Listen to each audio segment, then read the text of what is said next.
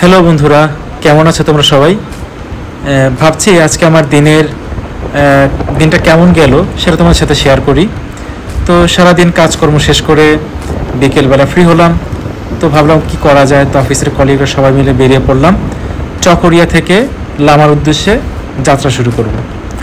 তো আসলে সারাদিন বৃষ্টি ছিল, তোমরা জানো।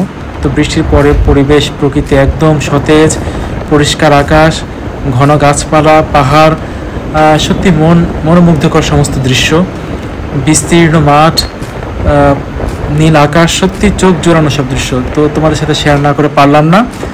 তো বেলা প্রায় শেষের দিকে, সন্ধ্যা হয়ে নামলো।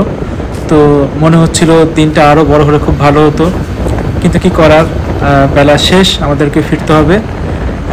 তো এটা আমার প্রথম ভিডিও, তোমাদের ভালো লাগলে আমাকে জানিও, তাহলে আমি আরও ভিডিও শেয়ার করব। ধন্যবাদ।